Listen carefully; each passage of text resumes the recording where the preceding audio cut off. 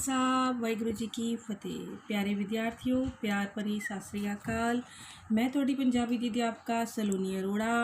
अज आपां कबड्डी लेख जो कि प्रिंसीपल सरवण सिंह जी द्वारा लिखा गया है उस लेख बारे जानकारी हासिल करांगे। मेरी पिछली वीडियो दे विच तुसी माइंड मैप के जरिए इस लेख बारे जानिया सी। आओ अज इस नूं विस्तार नाल आपां पढ़दे हां। कबड्डी पंजाबियों की मां खेड मनी गई है। शायद ही कोई पंजाबी होवे जिसका खिडारी या दर्शक के रूप में कबड्डी नाल लगाव ना रहा होवे। लगाव तो भाव विद्यार्थियों प्यार है। अजोके पेंडू पंजाब विच कबड्डी सब तो मकबूल खेड है। मकबूल का मतलब है मन्नी हुई या प्रचलित। इस खेड वाल आम पंजाबियों की इन्नी खिच हुंदी है कि एक बन्ने ओलंपिक खेडां हो रही होण ते दूजे बन्ने उच्च पाए दी मतलब उच्चे दर्जे की कबड्डी हो रही होवे तां कबड्डी वेखण नूं लोग तरजीह दिंदे ने। तरजीह तो भाव है पहल देना। जे कदे इधरले ते उधरले पंजाब दा असली कबड्डी इधरले पंजाब ते उधरले पंजाब की कबड्डी का मैच होवे तां वड्डे तो वड्डा स्टेडियम भी नक्को नक भर जाता है। विद्यार्थियों इत्थे इधरले ते उधरले तो भाव है इधरले तो भाव भारती ते उधरले तो भाव पाकिस्तानी की गल की गई है। कहते जे इधरले ते उधरले पंजाब विच कबड्डी का मैच होवे तां वड्डे तो वड्डा स्टेडियम भी नक्को नक भर जाता है। जिवें आपां देखदे हां कि भारत ते पाक जदों कोई भी मैच हुंदा है तो लोगों के अंदर उस मैच नूं देखण लई ज़्यादा आकर्षण का केंद्र बन जाता है। इस तरह कबड्डी के मैच विच हुंदा है। ये खेड पेंडुआं विच इन्नी हरमन प्यारी है कि पिंडां दे सधारण मैचां उत्ते भी हज़ारां दे दर्शक जुड़ जाते हैं कि इन्हां नूं देखण लई लोकां दी गिनती जिहड़ी है बहुत ज़्यादा हो जाती है। कहते 1974 विच जदों पंजाब की कबड्डी का टीम इंग्लैंड के पंजाबियों की टीम विरुद्ध मैच खेडण लई लंडन गई तो उत्थे साउथ हाल एक पार्क दर्शकों नाल आफर गया तो भाव है बेटा भर गया। मतलब जिवें आपां कहंदे ना जदों आपां बहुत कुछ खा लैंदे तो अपना पेट कह दिंदे आफर गया मतलब बहुत ज़्यादा एक्सैस आपां ईटिंग कर ली। इस तरह कि जिहड़े मैच देखण गए लोग है उन्हां दर्शकों की भीड़ नाल वो जिहड़ा ग्राउंड सीगा वो पूरा आफर गया। कहते गोरे हैरान सन कि यह किहड़ी खेड है कि जिन्हों वेखण लई ओवर टाइम करने वाले लोग भी अपनियां दिहाड़ियां भन के देखण आए ने। इत्थे भन के तो भाव है काम छड्ड के कि अपना काम छड्ड के इस मैच का लुत्फ लैण आए ने। कहते कबड्डी की खेड पंजाबी सभ्याचार का अनिखड़वां अंग है कि साडे पंजाबियां दा ये अनिखड़वां अंग है। अनिखड़वें तो भाव है जिसनों वख ना किया जा सके, वख ना होने वाला या अटुट भी कहा जा सकता है। पंजाबी जिथे भी गए हैं इस खेड नूं अपने नाल लैके गए हैं कि भाव पंजाबी भारत तो बाहर जिस कंट्री च भी गए ने जिस देश च भी गए ने उत्थे इस खेड नूं अपने नाल ये लैके गए ने। ये खेड पंजाब के भूगोल ते इतिहास तो सुभाविक तौर पर उपजी है क्यों जो आपां नूं पता है कि जे आपां पंजाब की हिस्टरी जाणीए तो जदों भारत अंग्रेज़ों का गुलाम सी तो कोई भी बाहरों शासक भारत विच दाखिल होना चाहता सी तो पंजाब उन्हां लई एक एंट्री गेट हुंदा सीगा, प्रवेश द्वार हुंदा सीगा। कहंदे पंजाब की धरती सदियां बद्धी हल्लियां ते उन्हां दियां ठल्लां दा मैदान बनी रही है। हल्लियां दा की हुंदा हमलियां दा कि जिहड़े भी भारती भारत नूं हथियाण लई आंदे सी वो पंजाब दे रस्ते राही अंदर आंदे सी और उस ते हमला करदे सीगे। कहते उन्हां दियां ठल्लां दा मैदान बनी रही है। ठल्लां दा भाव रोकां दा कि जिहड़ा भी धावी भारत ते धावा करदा उन्हां नूं रोकण लई जिहड़े पंजाबी सी वो उन्हां ते हमला करदे ते उन्हां नूं हरा के रोक लैंदे सी उत्थे ही अंदर भारत दे दाखिल नहीं होण दिंदे सी। कहते कबड्डी की खेड राही पंजाब का इतिहास रूपमान हुंदा कि किन्ने ज़्यादा बहादुर सूरवीर जिहड़े पंजाब की धरती ते जन्मे जिन्हां ने बाहरले हमलियां तो भारत नूं बचाया। कहते मिसाल वजों एक खिडारी कबड्डी पाउण समय धावी के रूप में हल्ला बोलता है। कहते जिमें एक कबड्डी खेड दे विच खिडारी दूसरी टीम के उत्ते हमला करन लई धावा बोलता है। धावे तो भाव हमलावर ਕੌਡੀ ਪਾਉਣ ਵਾਲਾ, ਕਹਿੰਦੇ ਹਮਲਾ ਬੋਲਦਾ ਹੈ, ਅੱਗੋਂ ਕੋਈ ਖਿਡਾਰੀ ਉਸ ਨਾਲ ਮੱਥਾ ਲਾਉਣ ਲਈ ਨਿੱਤਰਦਾ ਹੈ, ਭਾਵ ਉਹਦਾ ਜਵਾਬ ਦੇਣ ਲਈ ਅੱਗੋਂ ਕੋਈ ਖਿਡਾਰੀ ਜਿਹੜਾ ਹੈ ਉਹਨੂੰ ਰੋਕਦਾ ਹੈ, ਜਿਵੇਂ ਹਮਲੇ ਨੂੰ ਠੱਲ ਪਾ ਰਿਹਾ ਹੋਵੇ, ਕਿਵੇਂ ਜਿਵੇਂ ਆਪਣੇ ਤੇ ਹੋ ਰਹੇ ਹਮਲੇ ਨੂੰ ਰੋਕ ਰਿਹਾ ਹੋਵੇ। ਧਾਵੀ ਤਕੜਾ ਹੋਵੇ ਤਾਂ ਉਹ ਠੱਲ ਪਾਉਣ ਵਾਲੇ ਨੂੰ ਭੰਨ ਮਰੋੜ ਕੇ ਤੇ ਉਹਦੇ ਉੱਤੇ ਫਤਿਹ ਹਾਸਿਲ ਕਰ ਲੈਂਦਾ ਹੈ, ਸੁੱਖੀ ਸਾਂਦੀ ਆਪਣੇ ਘਰ ਪਰਤ ਜਾਂਦਾ ਹੈ। ਜੇਕਰ ਮਾੜਾ ਹੋਵੇ ਤਾਂ ਅੱਗੋਂ ਤਕੜੇ ਹੋਣ ਤਾਂ ਉਹ ਬੰਦੇ ਨੂੰ ਮਾਰਿਆ ਜਾਂਦਾ ਹੈ। ਹੁਣ ਇੱਥੇ ਧਾਵੀ ਤੋਂ ਭਾਵ ਹੈ ਹਮਲਾ ਕਰਨ ਵਾਲਾ, ਕੌਡੀ ਪਾਉਣ ਵਾਲਾ, ਕਿ ਜੇ ਖਿਡਾਰੀ ਆਪਣੀ ਟੀਮ 'ਚੋਂ ਦੂਸਰੀ ਟੀਮ 'ਚ ਹਮਲਾ ਬੋਲਣ ਜਾਂਦਾ ਹੈ, ਜੇ ਤਾਂ ਉਹ ਤਕੜਾ ਹੋਵੇ ਤਾਂ ਦੁਸ਼ਮਣ ਦੀ ਟੀਮ ਨੂੰ ਹਰਾ ਕੇ ਆਉਂਦਾ ਹੈ, ਜੇ ਉਹ ਮਾੜਾ ਹੋਵੇ ਤਾਂ ਖੁਦ ਉੱਥੇ ਹਾਰ ਜਾਂਦਾ ਹੈ। ਇਹੋ ਪੰਜਾਬ ਦਾ ਇਤਿਹਾਸ ਹੈ। ਜਿਹੜਾ ਹਮਲਾਵਰ ਪੰਜਾਬ ਉੱਤੇ ਚੜ੍ਹਿਆ, ਜੇ ਤਾਂ ਉਹ ਤਗੜਾ ਹੋਇਆ ਤਾਂ ਪੰਜਾਬੀਆਂ ਨੂੰ ਮਾਰਿਆ ਤੇ ਲੁੱਟਿਆ, ਅਤੇ ਜੇ ਉਹ ਮਾੜਾ ਹੋਵੇ ਤਾਂ ਪੰਜਾਬੀਆਂ ਹੱਥੋਂ ਉਹ ਖੋਇਆ ਗਿਆ, ਭਾਵ ਉਹ ਲੁੱਟਿਆ ਜਾਂਦਾ ਹੈ, ਭਾਵ ਉਹਨੂੰ ਰੋਕ ਪਾਈ ਜਾਂਦੀ ਹੈ। ਕਬੱਡੀ ਖੇਡ ਇਸ ਤਰ੍ਹਾਂ ਪੰਜਾਬ ਦੇ ਇਤਿਹਾਸ ਨੂੰ ਰੂਪਮਾਨ ਕਰਦੀ ਹੈ। ਕਬੱਡੀ ਸ਼ਬਦ ਕਿੱਥੋਂ ਬਣਿਆ ਹੈ? ਕਬੱਡੀ ਸ਼ਬਦ ਬਣਿਆ ਹੈ ਕਬੱਡ ਤੋਂ, ਜਿਸ ਦਾ ਅਰਥ ਹੈ ਕੱਬਾ। ਇਹ ਪੰਜਾਬੀਆਂ ਦੇ ਸੁਭਾਅ ਨੂੰ ਪ੍ਰਤੱਖ ਰੂਪ ਵਿੱਚ ਬਿਆਨ ਕਰਦਾ ਹੈ। ਜਿਵੇਂ ਆਖ ਰਿਹਾ ਹੋਵੇ ਕਿ ਮੈਂ ਕੱਬਾ ਹਾਂ, ਮੈਥੋਂ ਬਚੋ, ਅੱਗੋਂ ਕੱਬੇ ਨੂੰ ਵੀ ਕੱਬਾ ਟੱਕਰਦਾ ਹੈ, ਭਾਵ ਪੰਜਾਬੀਆਂ ਦੇ ਅੜਬ ਸੁਭਾਅ ਦਾ ਇੱਥੋਂ ਦੀ ਪਤਾ ਲੱਗਦਾ ਹੈ। ਇਸ ਖੇਡ ਰਾਹੀਂ ਆਮ ਪੰਜਾਬੀਆਂ ਦੇ ਕੱਬੇ ਸੁਭਾਅ ਦੀ ਸਾਨੂੰ ਝਲਕ ਵੀ ਮਿਲਦੀ ਹੈ। ਜੇਕਰ ਕਬੱਡੀ ਦੀ ਖੇਡ ਦਾ ਵਿਗਿਆਨਿਕ ਅਧਿਐਨ ਕਰੀਏ ਤਾਂ ਇਹ ਇੱਕ ਸੰਪੂਰਨ ਤੇ ਅਮੀਰ ਖੇਡ ਮੰਨੀ ਜਾਂਦੀ ਹੈ, ਕਿ ਜੇ ਇਸ ਦੇ ਬਾਰੇ ਆਪਾਂ ਜਾਣਨ ਦੀ ਹੋਰ ਚੇਸ਼ਟਾ ਕਰੀਏ ਤਾਂ ਸਾਨੂੰ ਪਤਾ ਲੱਗਦਾ ਹੈ ਕਿ ਇਹਦਾ ਦਾਇਰਾ ਜਿਹੜਾ ਹੈ ਬਹੁਤ ਵਿਸ਼ਾਲ ਹੈ। ਇਹ ਬਹੁਤ ਹੀ ਅਜਿਹੀ ਖੇਡ ਹੈ ਜਿਸ ਦੇ ਵਿੱਚ ਸਾਡੇ ਸਰੀਰ ਦੀਆਂ ਬਹੁਤ ਸਾਰੀਆਂ ਚੀਜ਼ਾਂ ਦੇ ਬਾਰੇ ਪਤਾ ਲੱਗਦਾ ਹੈ, ਜਿਵੇਂ ਕਿ ਦਮ, ਦੌੜ, ਤਾਕਤ ਦੀ ਪਰਖ ਹੁੰਦੀ ਹੈ, ਚੁਸਤੀ ਚਲਾਕੀ ਦਾ ਪਤਾ ਲੱਗਦਾ ਹੈ, ਚਾਲ ਢਾਲ ਦਾ ਇਤਿਹਾਸ ਦਾ ਪਤਾ ਲੱਗਦਾ ਹੈ, ਪਕੜ ਦੇ ਪੈਂਤੜਿਆਂ ਦਾ ਪਤਾ ਲੱਗਦਾ ਹੈ। ਇਸ ਦੇ ਵਿੱਚ ਸੂਝ, ਸਿਰੜ ਤੇ ਸਿੱਧੀਆਂ ਪੁੱਠੀਆਂ ਛਾਲਾਂ ਮਾਰਨ ਦੇ ਨਿਤਾਰੇ ਦਾ ਵੀ ਪਤਾ ਲੱਗਦਾ ਹੈ। ਨਿਤਾਰੇ ਤੋਂ ਭਾਵ ਹੈ ਫੈਸਲੇ, ਨਤੀਜੇ, ਕਿ ਕਿਵੇਂ ਇਨਸਾਨ ਜਿਹੜਾ ਹੈ ਕਬੱਡੀ ਖੇਡ ਰਿਹਾ ਹੈ, ਕਬੱਡੀ ਖੇਡਦਾ ਉਹ ਕਿਵੇਂ ਨਿਤਾਰਦਾ ਹੈ, ਕਿਵੇਂ ਆਪਣੇ ਨਤੀਜਿਆਂ ਤੇ ਪਹੁੰਚਦਾ ਹੈ। ਸਿਰੜ ਤੋਂ ਭਾਵ ਦ੍ਰਿੜਤਾ ਦਾ ਹੈ, ਕਿ ਕਿੰਨਾ ਉਹ ਦ੍ਰਿੜਤਾ ਦੇ ਨਾਲ ਉਹ ਆਪਣੇ ਦੁਸ਼ਮਣ ਦਾ ਮੁਕਾਬਲਾ ਕਰਦਾ ਹੈ। ਕਹਿੰਦੇ ਕਬੱਡੀ ਦੀ ਖੇਡ ਵਿੱਚ ਐਥਲੈਟਿਕਸ ਵੀ ਹੈ ਤੇ ਜਿਮਨਾਸਟਿਕ ਵੀ, ਮਤਲਬ ਸਾਡੇ ਸਰੀਰ ਦੀ ਚੁਸਤੀ, ਤੰਦਰੁਸਤੀ ਜਿਹੜੀ ਹੈ, ਉਹ ਫੁਰਤੀਲਾਪਨ, ਉਹ ਪਕੜ, ਉਹ ਸਾਰੀਆਂ ਚੀਜ਼ਾਂ ਦੀ ਜਿਹੜੀ ਪੁਸ਼ਟੀ ਹੈ ਇਸ ਖੇਡ ਦੇ ਜ਼ਰੀਏ ਹੁੰਦੀ ਹੈ। ਕੁਸ਼ਤੀ ਦੀ ਵਿੱਚ ਵੀ ਹੈ ਤੇ ਕਲਾ ਵੀ ਹੈ, ਕਿ ਇੱਕ ਤਰ੍ਹਾਂ ਇਹ ਸਾਡੀ ਇੱਕ ਖੇਡ ਵੀ ਹੈ ਔਰ ਇਸ ਦੇ ਜ਼ਰੀਏ ਅਸੀਂ ਆਪਣੇ ਅੰਦਰਲੀ ਕਲਾ ਨੂੰ ਵੀ ਪ੍ਰਦਰਸ਼ਿਤ ਕਰਦੇ ਹਾਂ, ਕਿ ਸਾਡੇ ਅੰਦਰ ਕਿੰਨੀਆਂ ਕੁਆਲਿਟੀਜ਼ ਨੇ, ਕਿੰਨੀਆਂ ਖੂਬੀਆਂ ਨੇ। ਕਹਿੰਦੇ ਇਸ ਨਾਲ ਕਬੱਡੀ ਦੀ ਖੇਡ ਨਾਲ ਸਾਡੇ ਸਰੀਰ ਦੇ ਵਿੱਚ ਹੋਰ ਕੀ ਫਾਇਦਾ ਹੁੰਦਾ ਹੈ?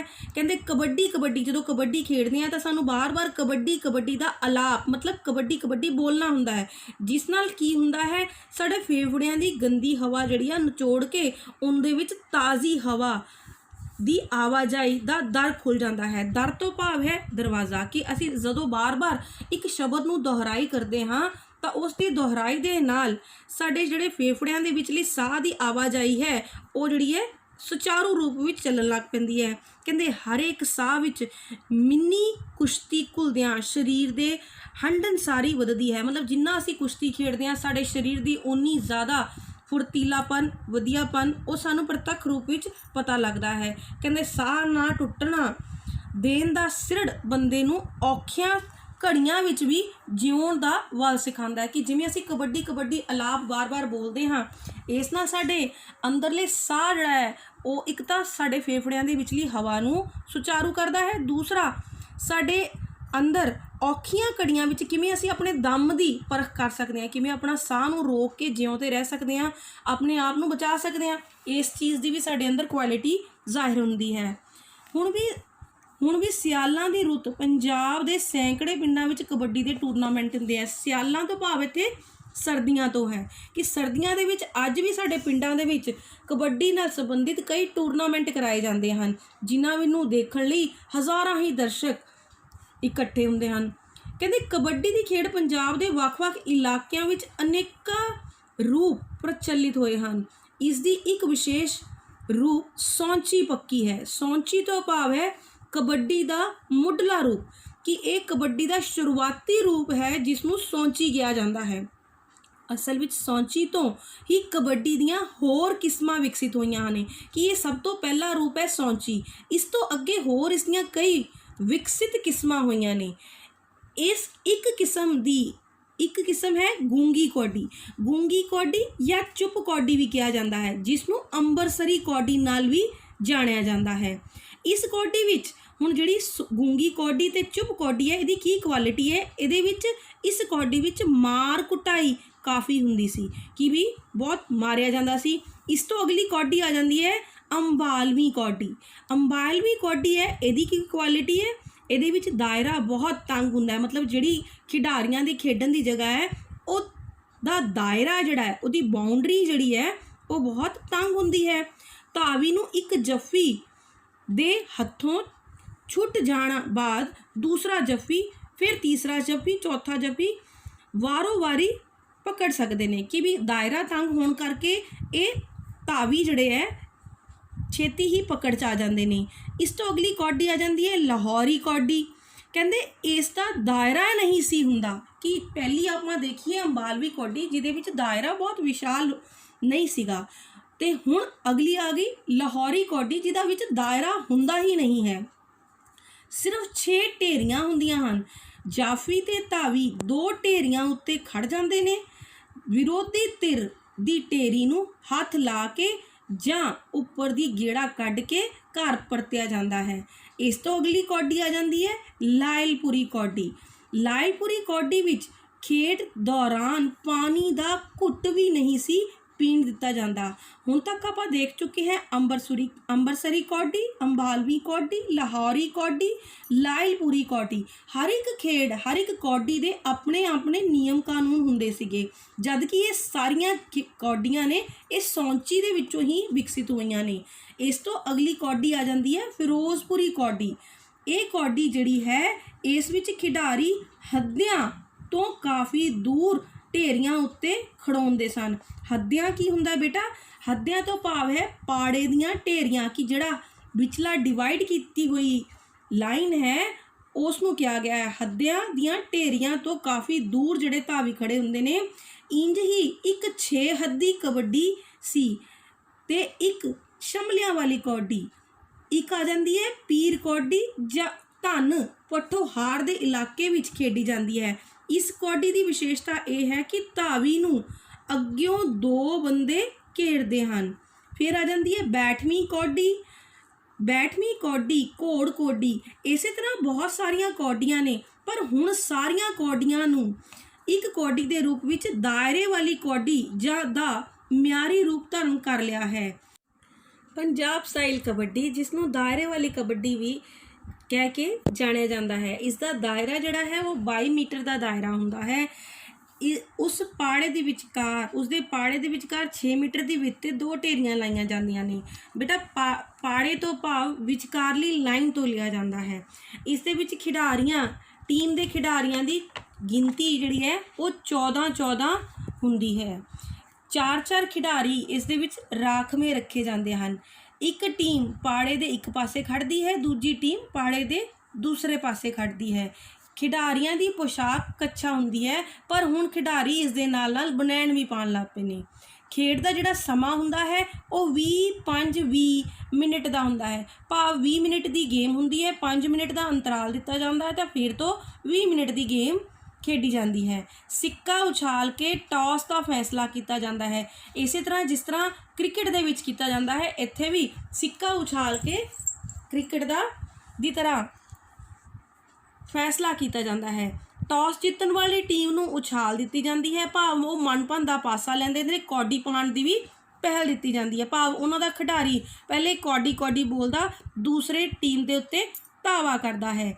वधेरे अंक हासिल करने लई टीम जेतू गिनी जाती है, मगर जे बराबर की स्थिति में होवे, जिन्हें पहला अंक किया गया होवे उस टीम नूं जेतू करार दिता जाता है।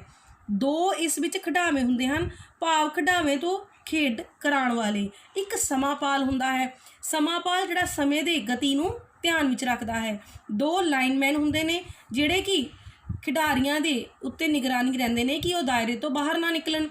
ਕਬੱਡੀ ਖੇਡਦਿਆਂ ਠੱਪੀ, ਚਪੇੜ ਤੇ ਉਡਵੀਂ ਕੈਂਚੀ ਮਾਰਨੀ ਮਨਾ ਹੁੰਦੀ ਹੈ। ਕਹਿੰਦੇ ਕੁਝ ਮਨਾਹੀਆਂ ਵੀ ਹੁੰਦੀਆਂ ਨੇ, ਜਿਵੇਂ ਠੱਪੀ, ਚਪੇੜ, ਉਡਵੀਂ ਕੈਂਚੀ। ਉਡਵੀਂ ਕੈਂਚੀ ਤੋਂ ਭਾਵ ਹੈ ਲੱਤਾਂ ਨਾਲ ਫੜਨ ਦਾ ਦਾ। ਕਹਿੰਦੇ ਕੋਈ ਅੰਗ ਮਰੋੜਨਾ ਜਾਂ ਚਪੇੜ ਮਾਰਨੀ, ਥੱਪੜ ਮਾਰਨਾ, ਇਹ ਸਾਰੀਆਂ ਚੀਜ਼ਾਂ ਜਿਹੜੀਆਂ ਇਹ ਫਾਉਲ ਗਿਣੀਆਂ ਜਾਂਦੀਆਂ ਨੇ। ਕਹਿੰਦੇ ਪੰਜਾਬ ਦੇ ਵਿੱਚ ਕਬੱਡੀ ਹਰਮਨ ਪਿਆਰੀ ਹੋਣ ਦੇ ਬਾਵਜੂਦ ਖੇਡ ਅਦਾਰਿਆਂ ਵੱਲੋਂ ਕਬੱਡੀ, ਅਫਸੋਸ ਦੀ ਗੱਲ ਇਹ ਹੈ ਕਿ ਵੀ ਪੰਜਾਬ ਦੀ ਖੇਡ ਅਦਾਰਿਆਂ ਵੱਲੋਂ ਕਬੱਡੀ ਨੂੰ ਉਹ ਮਾਨਤਾ ਨਹੀਂ ਦਿੱਤੀ ਜਾਂਦੀ ਜੋ ਪੱਛਮ ਤੋਂ ਆਈਆਂ ਖੇਡਾਂ ਨੂੰ ਦਿੱਤੀ ਜਾਂਦੀ ਹੈ। ਦਲੀਲ ਇਹ ਵੀ ਦਿੱਤੀ ਜਾਂਦੀ ਹੈ ਕਿ ਕਬੱਡੀ ਦਾ ਘੇਰਾ ਕੇਵਲ ਪੰਜਾਬ ਦਾ ਆਂਢ ਗੁਆਂਢ ਦੇ ਕੁਝ ਇਲਾਕਿਆਂ ਤੱਕ ਹੀ ਸੀਮਿਤ ਹੈ, ਜਦਕਿ ਹਾਕੀ, ਫੁੱਟਬਾਲ, ਕ੍ਰਿਕਟ ਆਦਿ ਅੰਤਰਰਾਸ਼ਟਰੀ ਖੇਡਾਂ ਦਾ ਰੂਪ ਧਾਰਨ ਕਰ ਚੁੱਕੇ ਨੇ। ਕੁਝ ਖੇਡ ਅਧਿਕਾਰੀਆਂ ਤਾਂ ਇਹ ਵੀ ਕਹਿੰਦੇ ਹਨ ਕਿ ਕਬੱਡੀ ਦਾ ਚੰਗੇ ਤੋਂ ਚੰਗਾ ਖਿਡਾਰੀ ਵੀ ਕੀ ਖੱਟ ਲਵੇਗਾ, ਭਾਵ ਉਹਨਾਂ ਦੀ ਨਿੰਦਿਆ ਕੀਤੀ ਜਾਂਦੀ ਹੈ ਇੱਥੇ। ਦਰਅਸਲ ਅਸੀਂ ਪੰਜਾਬੀ ਆਪਣੇ ਸੱਭਿਆਚਾਰ ਵੱਲੋਂ ਅਵੇਸਲੇ ਹੋ ਕੇ ਬਹੁਤੀ ਵਾਰ ਹੋਰਨੀ ਪਾਸੇ ਲੱਗ ਜਾਂਦੇ ਹਾਂ।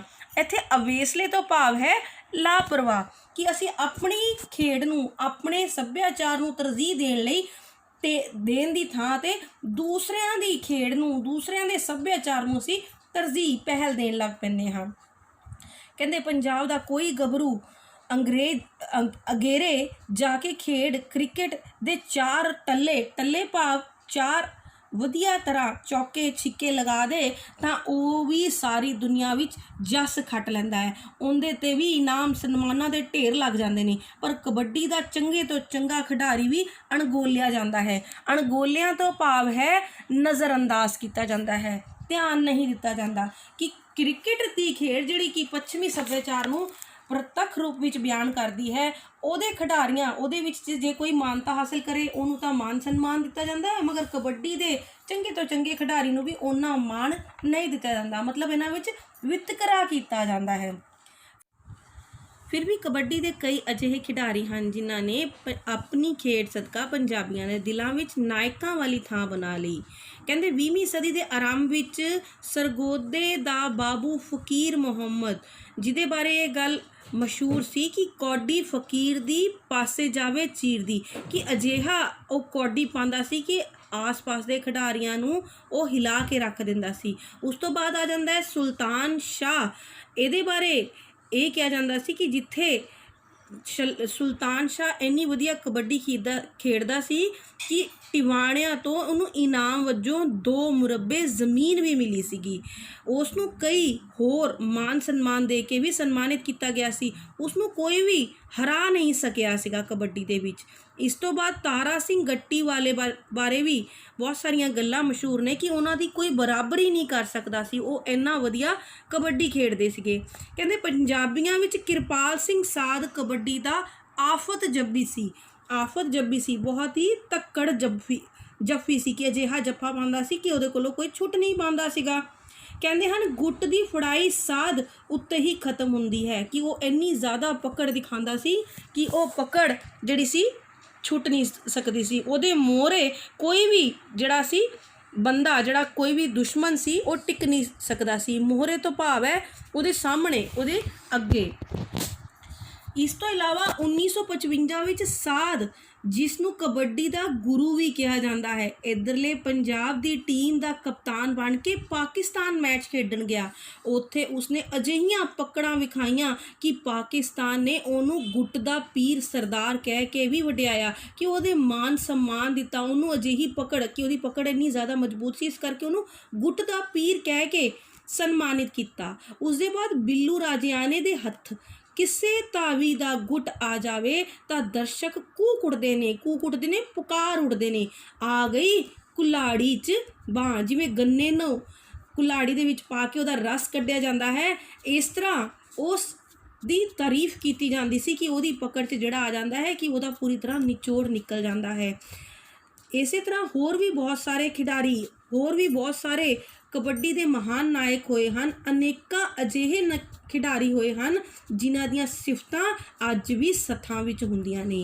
ਕਹਿੰਦੇ 20ਵੀਂ ਸਦੀ ਦੇ ਪਿਛਲੇ ਅਜਿਹੇ ਕਈ ਹੋਰ ਮਹਾਨ ਨਾਇਕ ਹੋਏ ਹਨ ਜਿਨ੍ਹਾਂ ਬਾਰੇ ਖਿਡਾਰੀਆਂ ਨੂੰ ਜਾਣਨ ਦੀ ਚਾਹ ਰਹੀ ਹੈ। ਕਿਹਦੇ ਨਾਂ ਲਈਏ ਜਾਈਏ, ਪੰਜਾਬੀ ਸੈਂਕੜੇ ਚੋਟੀ ਦੇ ਕਬੱਡੀ ਖਿਡਾਰੀਆਂ ਨਾਲ ਭਰਿਆ ਪਿਆ ਹੈ। ਕਹਿੰਦੇ ਕਬੱਡੀ ਹੁਣ ਕੌਮਾਂਤਰੀ ਖੇਡ ਬਣੀ ਹੋਈ ਹੈ। ਇੱਧਰ ਤੇ ਉੱਧਰਲੇ ਪੰਜਾਬ ਤੋਂ ਬਿਨਾਂ ਇਹ ਖੇਡ ਹੋਰ ਕਈ ਮੁਲਕਾਂ ਵਿੱਚ ਵੀ ਬਕਾਇਦਾ ਖੇਡੀ ਜਾਂਦੀ ਹੈ। ਇੰਗਲੈਂਡ, ਕੈਨੇਡਾ ਤੇ ਅਮਰੀਕਾ ਆਦਿ ਮੁਲਕਾਂ ਵਿੱਚ ਵਸੇ ਪੰਜਾਬੀਆਂ ਨੇ ਅਨੇਕਾਂ ਕਬੱਡੀ ਕਲੱਬ ਤੇ ਕਬੱਡੀ ਫੈਡਰੇਸ਼ਨਾਂ ਹਨ ਜੋ ਕਬੱਡੀ ਦੇ 100 ਤੋਂ ਵੱਧ ਟੂਰਨਾਮੈਂਟ ਕਰਾਉਂਦੇ ਨੇ। ਕ੍ਰਿਕਟ ਵਾਂਗ ਉੱਥੇ ਵੀ ਕਬੱਡੀ ਦਾ ਸੀਜ਼ਨ ਖੇਡਿਆ ਜਾਂਦਾ ਹੈ, ਜਿਸ ਲਈ ਇੱਧਰ ਕਬੱਡੀ ਖਿਡਾਰੀ ਹਵਾਈ ਜਹਾਜ਼ਾਂ ਦੀਆਂ ਟਿਕਟਾਂ ਭੇਜ ਕੇ ਸੱਦੇ ਜਾਂਦੇ ਨੇ। ਇਹ ਖੇਡ ਅਮਰੀਕਾ, ਕੈਨੇਡਾ, ਕੀਨੀਆ, ਆਸਟ੍ਰੇਲੀਆ, ਇੰਗਲੈਂਡ, ਮਲਾਇਆ ਤੇ ਸਿੰਗਾਪੁਰ ਜਾ ਵਸੇ ਪੰਜਾਬੀਆਂ 'ਚ ਵੀ ਬੜੀ ਮਕਬੂਲ ਤੋਂ ਭਾਵ ਬਹੁਤ ਹੀ ਮਸ਼ਹੂਰ ਹੋਈ ਹੈ। ਭਾਰਤ, ਪਾਕ ਜਾਂ ਤਾਂ ਖੈਰ ਕਬੱਡੀ ਦਾ ਘਰ ਹੋਏ ਨੇ ਕਿ ਇਹਨਾਂ ਦੋਨਾਂ ਦੀ ਤਾਂ ਆਪਸ ਦੇ ਵਿੱਚ ਸ਼ੁਰੂ ਤੋਂ ਹੀ ਕਬੱਡੀ ਦੇ ਬਥੇਰੇ ਟੂਰਨਾਮੈਂਟ ਕੀਤੇ ਜਾਂਦੇ ਸੀ। ਕਹਿੰਦੇ ਕਬੱਡੀ ਦਰਅਸਲ ਪੰਜਾਬੀਆਂ ਦੇ ਲਹੂ ਮਾਸ ਵਿੱਚ ਸਮਾਈ ਹੋਈ ਹੈ। ਜਿਵੇਂ ਕਿ ਆਪਾਂ ਪਹਿਲੇ ਵੀ ਪੜ੍ਹ ਚੁੱਕੇ ਹਾਂ ਕਿ ਪੰਜਾਬ ਪ੍ਰਵੇਸ਼ ਦੁਆਰ ਰਿਹਾ ਔਰ ਇਹ ਖੇਡ ਪੰਜਾਬੀਆਂ ਦੇ ਲਹੂ ਮਾਸ ਦੇ ਵਿੱਚ ਬਣੀ ਹੋਈ ਹੈ, ਸਮਾਈ ਹੋਈ ਹੈ। ਕਬੱਡੀ ਦਾ ਸਾਹ ਆਮ ਪੰਜਾਬੀਆਂ ਲਈ ਜੀਵਨ ਸਵਾਸ ਹੈ, ਜਿਹਨੂੰ ਲਏ ਬਿਨਾਂ ਉਹਨਾਂ ਦਾ ਸਰਦਾ ਹੀ ਨਹੀਂ। ਭਾਵ ਉਹ ਪੰਜਾਬ ਦੀ ਧਰਤੀ ਤੇ ਰਹਿਣ, ਚਾਹੇ ਵਲਾਇਤ ਦੀ ਧਰਤੀ 'ਤੇ। ਕਬੱਡੀ ਦਾ ਨਾਂ ਵਿੱਚ ਹੀ ਚਰਚਨਾਹਟ ਹੈ ਕਿ ਵਲਾਇਤ ਬਾਹਰਲੇ ਮੁਲਕ, ਵਲਾਇਤ ਤੋਂ ਭਾਵ ਵਿਦੇਸ਼ ਤੋਂ ਕਿਹਾ ਗਿਆ, ਬਾਹਰਲੇ ਮੁਲਕ ਕਹਿ ਸਕਦੇ ਹਾਂ ਆਪਾਂ। ਕਹਿੰਦੇ ਕਬੱਡੀ ਦੇ ਨਾਮ ਦੇ ਵਿੱਚ ਹੀ ਚਰਨਾਹਟ ਹੈ ਕਿ ਅੰਦਰ ਜਿਹੜੀ ਹੈ ਇੱਕ ਸਾਡੇ ਅੰਦਰ ਕੰਬਣੀ ਜਿਹੀ ਛਿੜ ਜਾਂਦੀ, ਇੱਕ ਲੂ ਸਾਡੇ ਸਰੀਰ ਦਾ ਖੜ ਜਾਂਦਾ ਹੈ ਕਿ ਇਸ ਦੇ ਵਿੱਚ ਇੰਨੀ ਜ਼ਿਆਦਾ ਸਾਨੂੰ ਹਿਲਾ ਦੇਣ ਵਾਲੀ ਤਾਕਤ ਹੈ। ਇਸ ਖੇਡ ਨੇ ਪੰਜਾਬ ਦੇ ਗੱਭਰੂਆਂ ਨੂੰ ਤਕੜੇ ਵੀ ਬਣਾਈ ਰੱਖਿਆ ਹੈ, ਹਿੰਮਤੀ ਵੀ ਤੇ ਜ਼ਿੰਦਗੀ ਦੀਆਂ ਰਗੜਾਂ ਸਹਿਣ ਜੋਗਾ ਵੀ, ਕਿ ਇਸ ਨੇ ਇੱਕ ਤਰ੍ਹਾਂ ਦਾ ਜੋਸ਼ ਪੰਜਾਬੀਆਂ ਦੇ ਅੰਦਰ ਭਰਿਆ ਹੋਇਆ ਹੈ। ਇਸ ਖੇਡ ਦਾ ਪੰਜਾਬੀਆਂ ਨਾਲ ਪਹਿਲਾਂ ਵੀ ਲਹੂ ਤੇ ਸਾਹ ਦਾ ਰਿਸ਼ਤਾ ਸੀ ਤੇ ਹੁਣ ਵੀ ਹੈ, ਕਿ ਜੋ ਪੰਜਾਬੀ ਸੱਭਿਆਚਾਰ ਦਾ ਅੰਗ ਸ਼ੁਰੂ ਤੋਂ ਬਣੀ ਹੋਈ ਹੈ। ਪੱਛਮੀ ਦੇਸ਼ਾਂ ਵਿੱਚ ਦੀਆਂ ਬੇਸ਼ੱਕ ਬਹੁਤ ਸਾਰੀਆਂ ਖੇਡਾਂ ਪੰਜਾਬ ਵਿੱਚ ਪ੍ਰਚਲਿਤ ਹੋ ਚੁੱਕੀਆਂ ਹਨ, ਪਰ ਹਾਲਾਂ ਵੀ ਕਬੱਡੀ ਪੰਜਾਬੀਆਂ ਦੀ ਸਭ ਤੋਂ ਵੱਧ ਹਰਮਨ ਪਿਆਰੀ ਖੇਡ। ਲੇਖਕ ਨੇ ਖਿਡਾਰੀਆਂ ਦੇ ਹੱਕ ਵਿੱਚ ਆਵਾਜ਼ ਬੁਲੰਦ ਕੀਤੀ ਹੈ। ਲੇਖਕ ਕਹਿੰਦਾ ਹੈ ਕਿ ਇਸ ਖੇਡ ਨੂੰ ਪ੍ਰਫੁੱਲਿਤ ਕਰਨ ਲਈ ਕੇਂਦਰ ਵੱਲੋਂ ਖਿਡਾਰੀਆਂ ਦੀ ਮਾਇਕ ਸਹਾਇਤਾ ਭਾਵ ਆਰਥਿਕ ਸਹਾਇਤਾ ਕਰਨੀ ਚਾਹੀਦੀ ਹੈ। ਇੱਕ ਕਬੱਡੀ ਕੇਂਦਰ ਬਣਾਉਣਾ ਚਾਹੀਦਾ ਹੈ ਜਿੱਥੇ ਖਿਡਾਰੀਆਂ ਨਾਲ ਸੰਬੰਧਿਤ ਇਸ ਖੇਡ ਦੀਆਂ ਨਿਸ਼ਾਨੀਆਂ ਨੂੰ ਸੰਭਾਲ ਕੇ ਰੱਖਿਆ ਜਾਵੇ। ਇਸ ਕੇਂਦਰ ਦੇ ਵਿੱਚ ਖੇਡ ਗੈਲਰੀ ਬਣਾਈ ਜਾਣੀ ਚਾਹੀਦੀ ਹੈ ਜਿੱਥੇ ਖਿਡਾਰੀਆਂ ਦੇ ਖੇਡ ਦ੍ਰਿਸ਼ਾਂ ਦੇ ਚਿੱਤਰ ਲਗਾਏ ਜਾਣ। ਵੱਖ-ਵੱਖ ਅਦਾਰਿਆਂ ਵਿੱਚ ਕਬੱਡੀ ਖਿਡਾਰੀਆਂ ਲਈ ਨੌਕਰੀਆਂ ਦੀ ਸੁਰੱਖਿਅਤ ਰੱਖੀਆਂ ਜਾਣੀਆਂ ਚਾਹੀਦੀਆਂ ਨੇ। ਪੰਜਾਬ ਦੀ ਇਸ ਗਰੀਬੜੀ ਪਰ ਢਿੱਡੋਜਾਈ ਖੇਡ ਲਈ ਉਪਰੋਕਤ ਸੁਝਾਅ ਭਾਵੇਂ ਕੁਝ ਲੋਕਾਂ ਨੂੰ ਭਾਵੁਕ ਜਿਹੇ ਲੱਗਣ, ਢਿੱਡੋਜਾਈ ਭਾਵ ਆਪਣੀ ਮਾਂ ਖੇਡ ਲਈ ਸੁਝਾਅ ਚਾਹੇ ਲੋਕਾਂ ਨੂੰ ਥੋੜ੍ਹੇ ਭਾਵੁਕ ਕਰਦੇ ਨੇ, ਪਰ ਆਖਰ ਨੂੰ ਤਾਂ ਇਸ ਖੇਡ ਨੂੰ ਸਾਰੇ ਪੰਜਾਬੀਆਂ ਨੇ ਹੀ ਸਾਰ ਲੈਣੀ ਹੈ, ਫਿਰੰਗੀਆਂ ਨੇ ਨਹੀਂ, ਭਾਵ ਅੰਗਰੇਜ਼ਾਂ ਨੇ ਨਹੀਂ। ਆਖਿਰਕਾਰ ਲੇਖਕ ਖਿਡਾਰੀਆਂ ਦੀ ਮਦਦ ਤੇ ਉਹਨਾਂ ਦੇ ਰੋਜ਼ਗਾਰ ਦੀ ਪ੍ਰਬੰਧ ਦੀ ਮੰਗ ਕਰਦਾ ਹੈ। ਧੰਨਵਾਦ।